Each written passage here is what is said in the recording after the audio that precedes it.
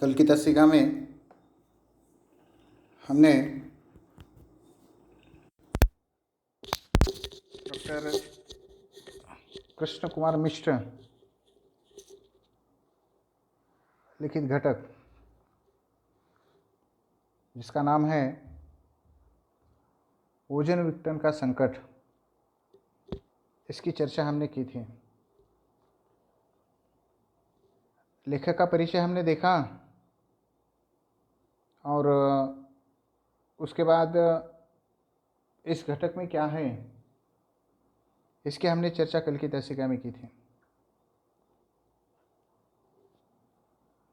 ये ओजोन का विघटन क्यों हो रहा है और मानव जीवन पर इसका क्या परिणाम हो रहा है या क्या परिणाम होगा, इसकी चर्चा इस घटक में डॉक्टर कृष्ण कुमार मिश्र जी ने की हुई है। आज का इंसान अनुसंधानों और उत्पादित किए जाने वाले साधनों का भरपूर उपयोग कर रहा है और इस कारण उसका पृथ्वी पर विपरीत सा परिणाम होने लगा है। यानी कि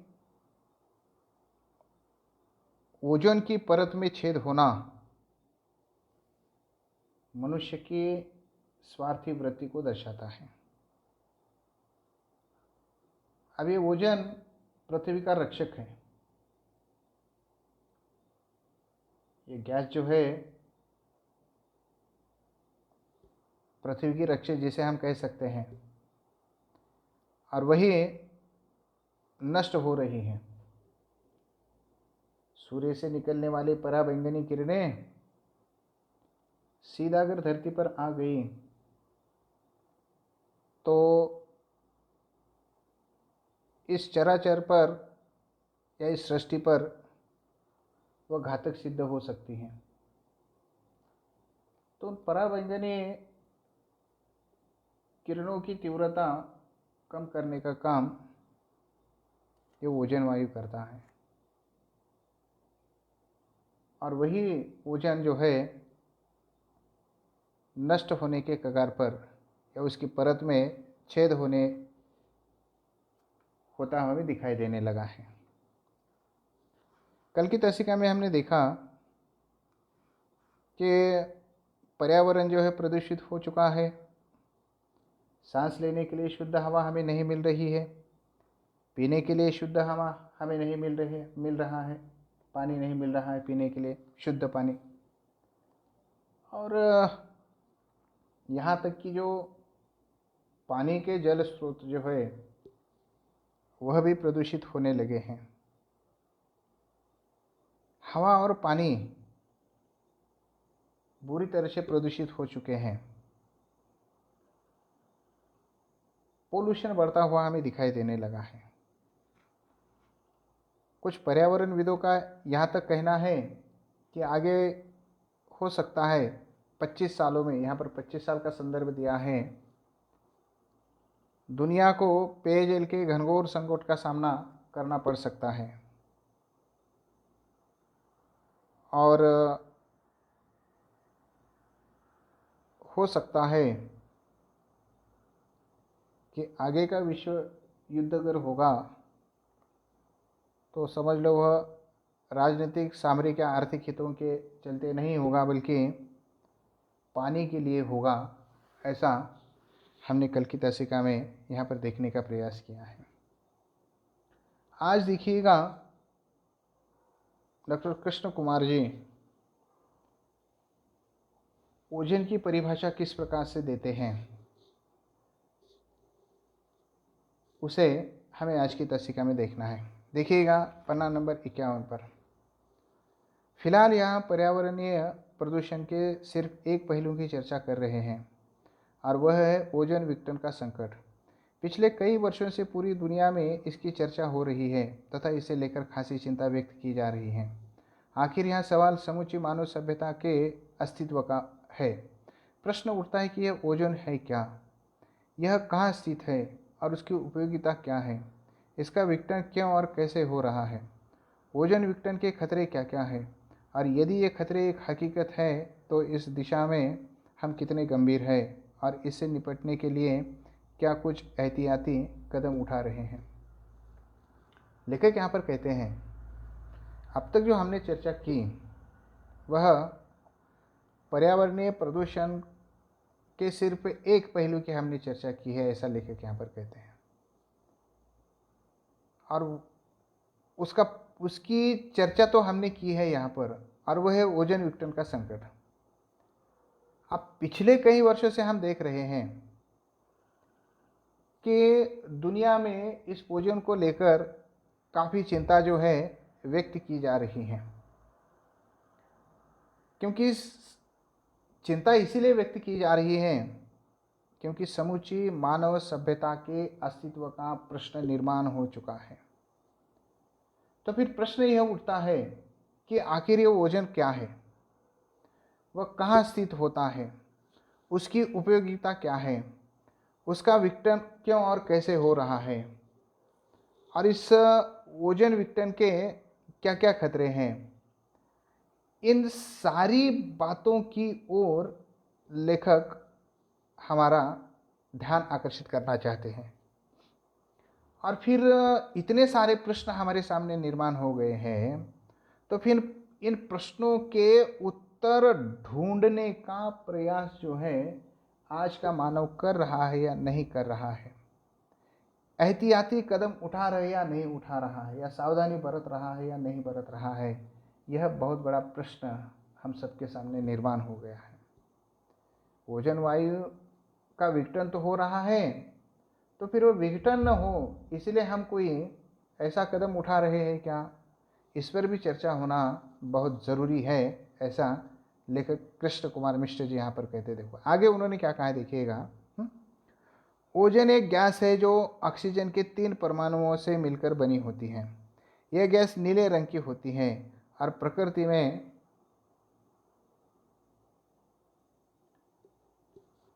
में तीक्ष्ण और विषैली होती है। यह मानव स्वास्थ्य के लिए हानिकारक होती है और श्वसन नलिका में जाने पर जलन पैदा करती है, लेकिन वायुमंडल में मौजूद यही गैस हमारी रक्षा भी करती है। यह वह ओजोन गैस है जिसकी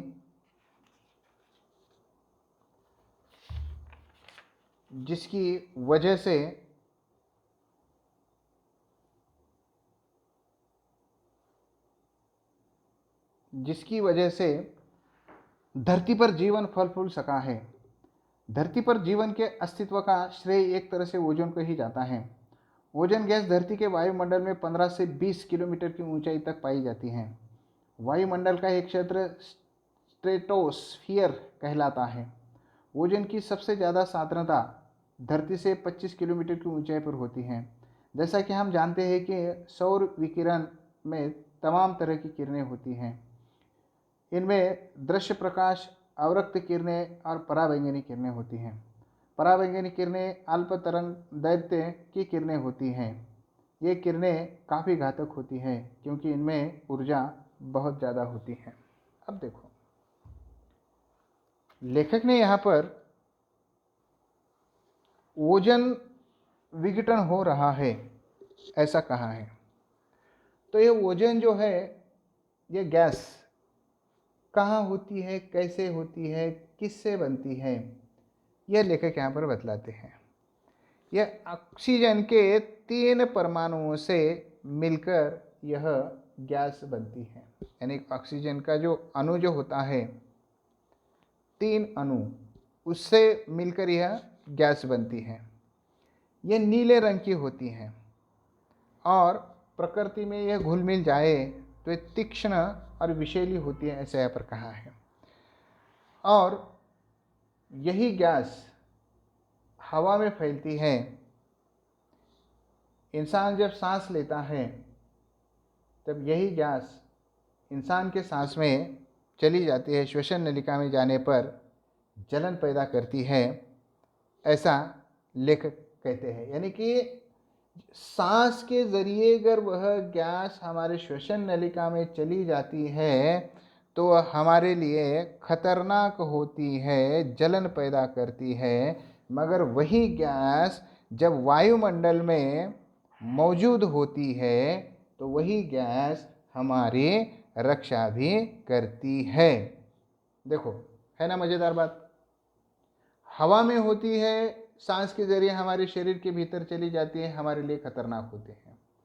मगर यही गैस वायुमंडल में मौजूद है और यही गैस हमारी क्या है, रक्षा भी करती है, ऐसा लेखक यहाँ पर कहते हैं। अरे ओजोन गैस जिसकी वजह से आज हम देखते हैं ना, जो धरती पर जीवन फल फूल सका है ना, ये सिर्फ इस ओजोन गैस की वजह से फल फूल सका है, ऐसा लेखक यहाँ पर कहते हैं, समझाने का प्रयास करते हैं। क्योंकि धरती पर जो जीवन का जो अस्तित्व है, उस अस्तित्व का सारा श्रेय हम किसे देते हैं, एक तरह से ओजोन को हम देने का प्रयास करते हैं, उस गैस को देने का प्रयास करते हैं। अब क्यों करते हैं, इसे भी लेखक ने यहाँ पर स्पष्ट किया हुआ है। क्योंकि ओजोन गैस जो है धरती के वायुमंडल में कहाँ स्थिर होती है, देखो 15 से 20 किलोमीटर की ऊंचाई तक यह वायुमंडल में पाई जाती है। और वायुमंडल का एक क्षेत्र जो है स्ट्रेटोस्फियर कहलाता है, उस क्षेत्रों को यह नाम दिया गया है यहाँ पर। और ओजोन की सबसे ज़्यादा सांद्रता यानी कि घनापन कहाँ होता है, 25 किलोमीटर की ऊंचाई पर होती है, ऐसा लेखक यहाँ पर कहते हैं। जैसा कि हम जानते हैं कि सौर विकिरण में यानी कि सूरज से जो निकलने वाली जो किरणें होती हैं, उसमें तमाम तरह की किरणें होती हैं।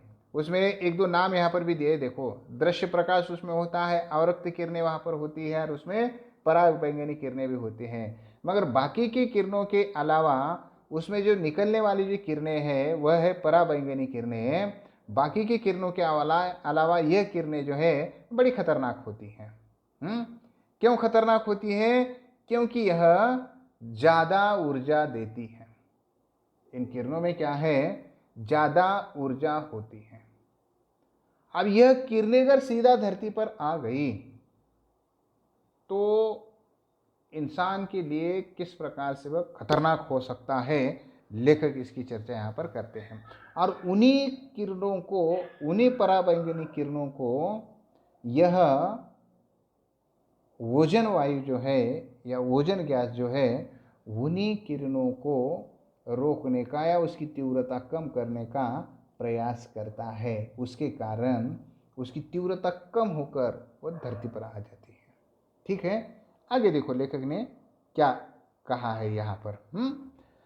हमारे वायुमंडल में मौजूद ओजोन बाह्य अंतरिक्ष से आने वाली पराबैंगनी किरणों को अवशोषित कर लेती है, जैसा कि मैंने अभी आपसे कहा, और उन्हें धरती तक नहीं आने देती।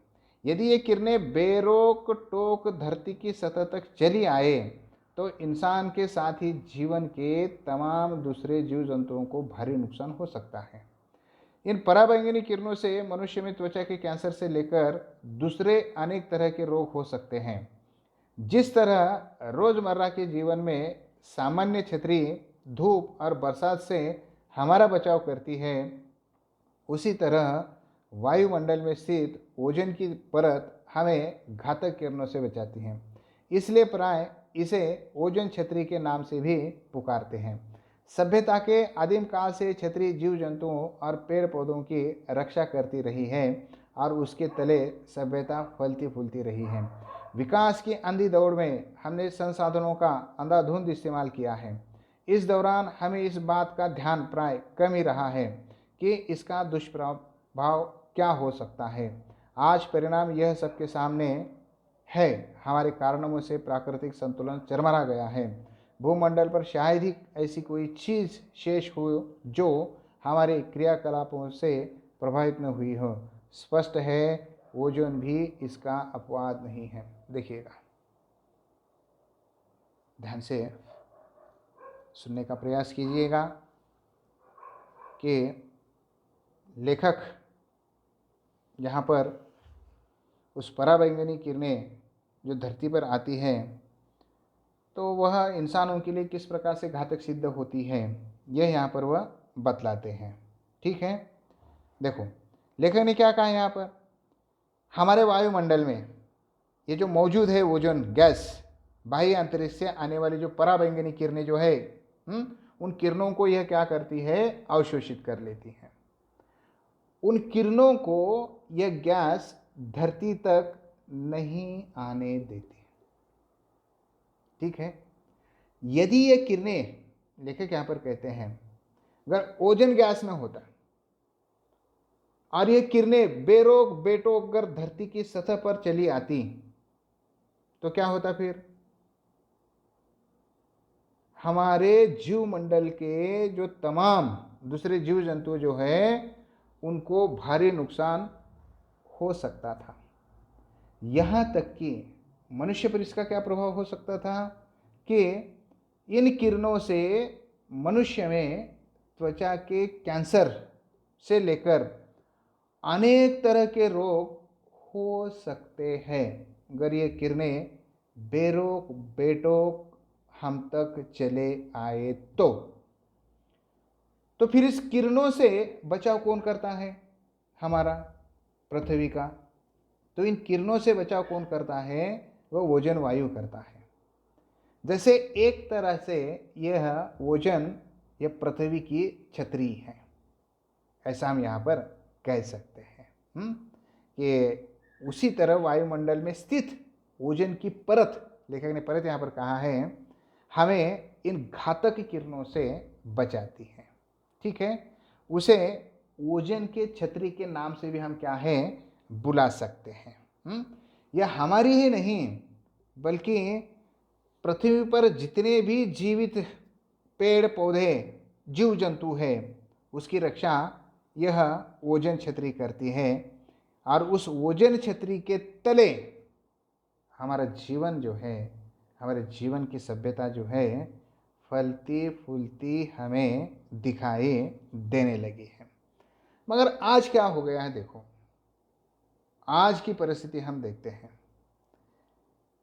इंसान क्या करने लगा है? विकास की अंधी दौड़ में इंसान ने अनेक संसाधनों का निर्माण किया। आज हम देखते हैं ना कि विश्व जो है बिल्कुल ऐसे करीब आ चुका है। अब पहले आने जाने के साधन नहीं थे तो 5-10 किलोमीटर भी बहुत दूर लगता था हमें, मगर आज विज्ञान का युग है। इस विज्ञान के युग के कारण विश्व में क्या चल रहा है, पल भर में हम क्या है नेट के माध्यम से, इंटरनेट के माध्यम से हम लाइव उसे देख सकते हैं।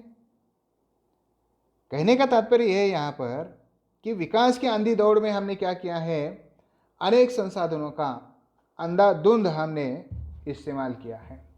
हमने यह नहीं सोचा भाई इस चीज़ को हम बना रहे हैं, इस वायु से हम बना रहे हैं, इसमें यह वायु है, इसमें यह घटक है, इसमें यह रसायन है, तो वह रसायन इस पर्यावरण के लिए पूरक है या हानिकारक है, या फिर वह चीज़ जो है जिसका हम इस्तेमाल कर रहे हैं बाद में उसे हम फेंक देने वाले हैं, वह इस पर्यावरण में नष्ट होने वाली है, ऐसे वह रहने वाली है।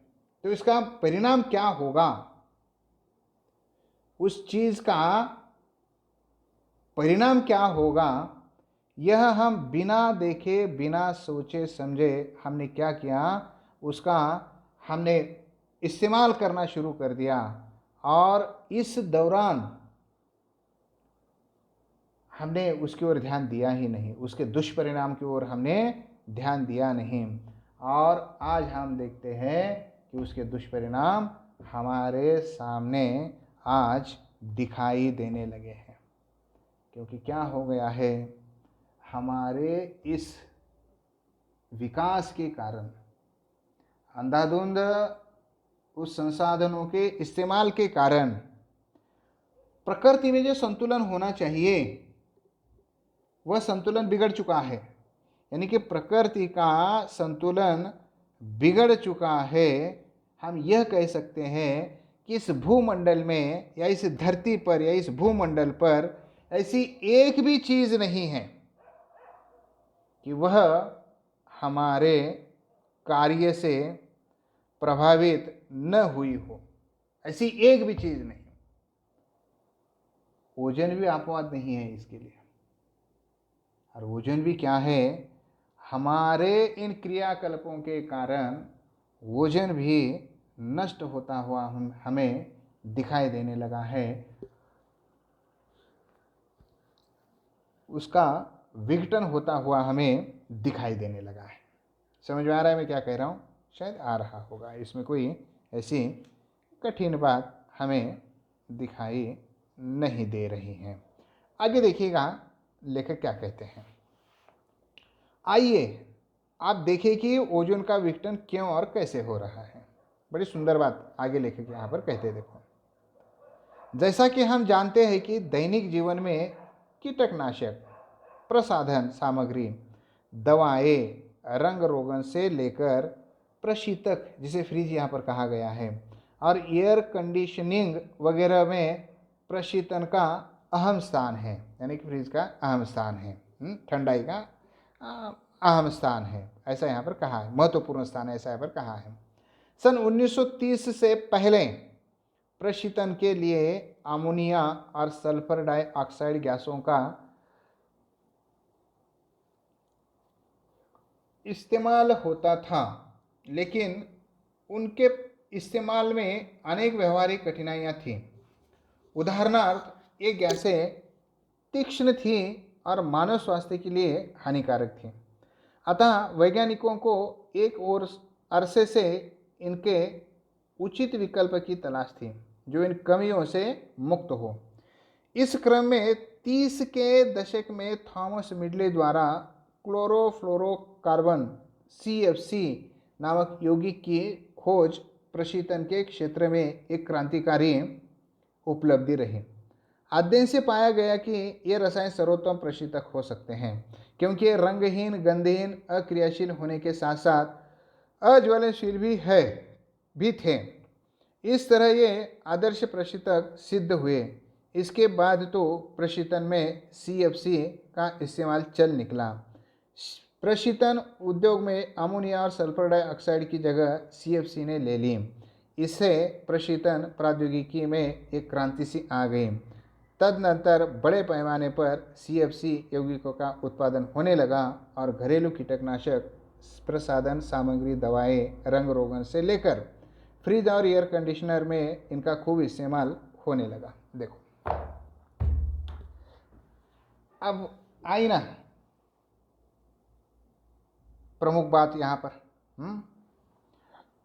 तो लेखक यहाँ पर कहते हैं, आइए मैं आपको समझाता हूं कि आइए देखें कि ओजोन का विघटन क्यों और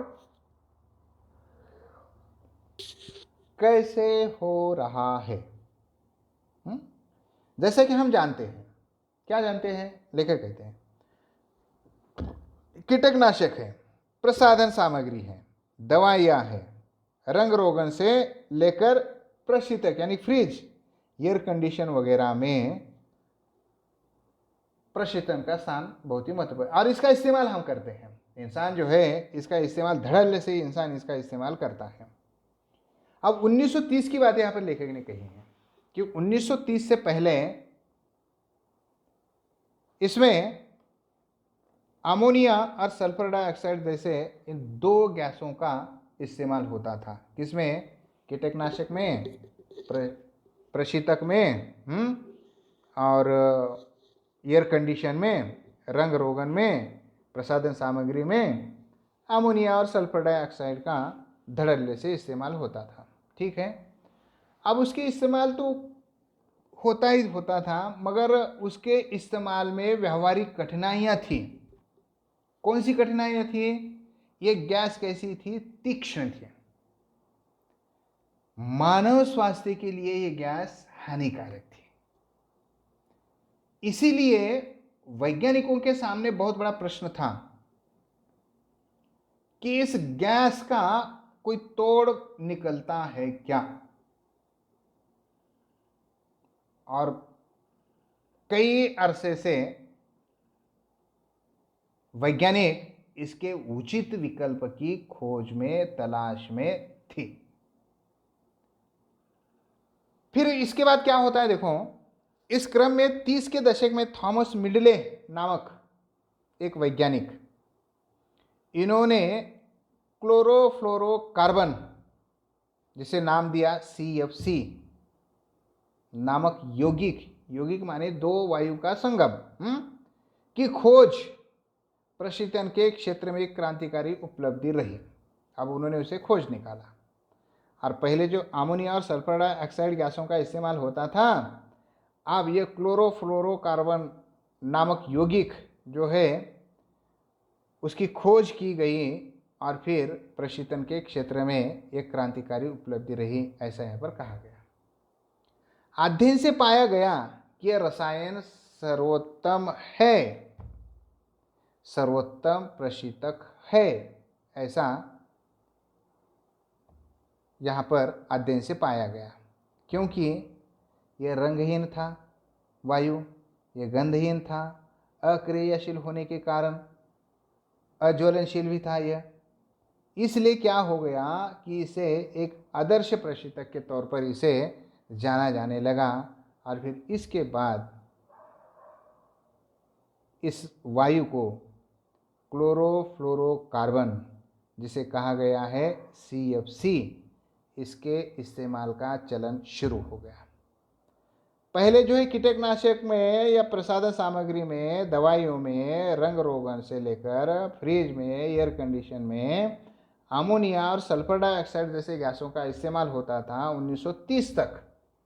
मगर 1930 के बाद क्लोरोफ्लोरोकार्बन, यह यौगिक की खोज निकाली गई और फिर इनमें यह वायु जो है इस्तेमाल होने लगा। यानी कि अमोनिया और सल्फर डाइऑक्साइड की जगह अब CFC ने ले ली, ऐसा हम यहाँ पर कह सकते हैं। यानी कि इससे प्रशीतन के प्रौद्योगिकी क्षेत्र में एक क्रांति सी आ गई और फिर बड़े पैमानों पर CFC यौगिक का उत्पादन होने लगा, ये गैस निर्मित होने लगी। और घरेलू जो कीटनाशक है, प्रसाधन है, प्रसाधन सामग्री जिसे कहा जाएगा, रंग दवाइयाँ है, रंग रोगन से लेकर जो फ्रिज है, एयर कंडीशन है, इसमें इस यौगिक का या इस CFC का या फिर ये क्लोरोफ्लोरोकार्बन वायु का धड़ल्ले से उपयोग किया जाने लगा।